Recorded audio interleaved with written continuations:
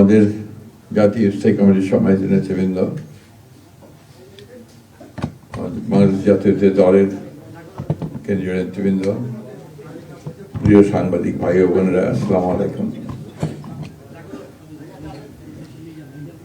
এই সংবাদটি নিয়ে আপনাদের সামনে দাঁড়াতে হবে, এটা আমরা কখনো ভাবিনি। আমরা এবারও আশা করছিলাম ঠিক আগের মতোই আবারও তিনি সুস্থ হয়ে উঠবেন। আমরা ভারাক্রান্ত হৃদয়ে ইতিমধ্যে আপনারা শুনেছেন ডক্টর শাহাবুদ্দিনের ঘোষণা। আজ ভোর 6টায় আমাদের গণতন্ত্রের মা, আমাদের অভিভাবক, আমাদের জাতির অভিভাবক আমাদেরকে ছেড়ে চলে গেছে। ইন্না লিল্লাহি ওয়া ইন্না ইলাইহি রাজিউন। এই শোক, এই ক্ষতি, এটা অস্বাভাবিক, অপূরণীয়।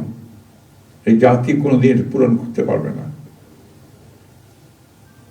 যে নেত্রী তার সারা জীবন জনগণের অধিকারের জন্য, কল্যাণের জন্য তার সমগ্র জীবনকে উৎসর্গ করেছিলেন, সেই নেত্রী দেশনেত্রী বেগম খালেদা জিয়া আমাদের মাঝে নেই।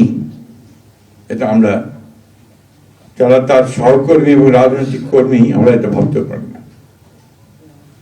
বাংলাদেশের রাজনীতিতে একটা বিশাল শূন্যতা সৃষ্টি হলো। তাই নয়, পৃথিবীর গণতান্ত্রিক আন্দোলনে একটা বিশাল শূন্যতা সৃষ্টি হলো। আমরা দলের পক্ষ থেকে আমাদের ভারপ্রাপ্ত চেয়ারম্যানের অনুমতিক্রমে আমরা দলের কিছু কর্মসূচি নিয়েছি।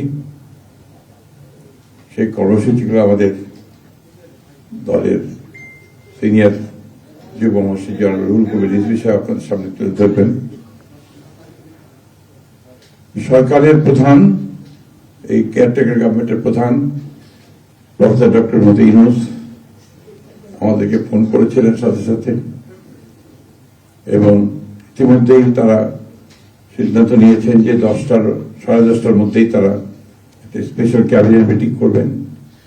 সেই ক্যাবিনেট মিটিংয়ে তারা দেশনেত্রী বেগম খালেদা জিয়ার যে শেষ কাজগুলো, তা জানাজা, তার দাফন, তাকে রাষ্ট্রীয় মর্যাদায়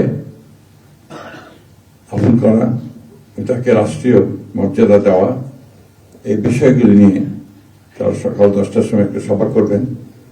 এরপরে আমরা পুরো জিনিসটাকে কোঅর্ডিনেট করে আবার সেটা আপনাদের সামনে জানাবো।